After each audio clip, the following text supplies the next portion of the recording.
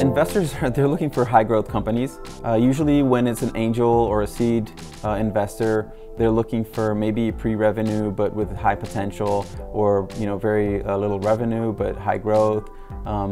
And I think that's where we fit in. We're high growth and we have some revenue. We did reach out to one yesterday and they're interested. We're sending them an investor deck today, and they're pitching to the fund early next week. We're growing 1,200 users every 3 days. Every week we grow 3,000 users. We sort of have a goal in the next year to 18 months to reach around 400,000 users. Most of the funding that we're looking for is going into marketing. Another 30% should go to development, iOS development, and then restructuring some things on our platform, to make it more user-friendly. A lot of UI, UX that we need to do and things like that. That's where the funding is going to. What we're doing now is figuring out how to tell the story to investors on demo day. The goals are set. It's now a matter of picking the best story. This week we prepared a lot for our product hunt feature.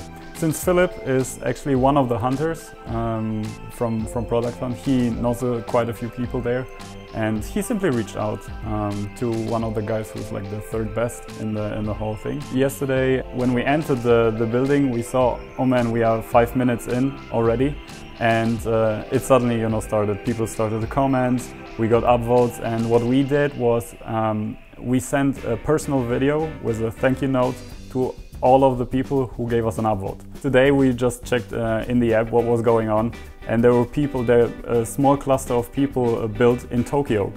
We didn't understand what is going on because everything is in their signs, and we will reach out to these people and see maybe somewhere these people want to build with us their community there. Small community emerged out of nothing. We didn't plan it or anything. And yeah, when you see something like this going on somewhere in the world, it's pretty cool. The time is not getting slower, and the 2 weeks will be like that. So we need to do everything to put as much as effort into the pitch and into our whole experience and the users.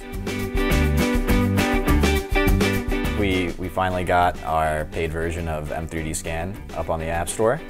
We notified all of our current users that they'll have a 2-week free trial to continue using it and see all the new features before we're going to start charging them for it. And in the meantime, we've actually pushed a little harder in the fitness industry, where we think we can make some more money in the short term. So for fitness, we're actually going around all the local gyms and trying to just get really scrappy and ask them if we can set up a little table in their gym and offer to scan their clients for $5 a scan to kind of validate if this is creating value for their users.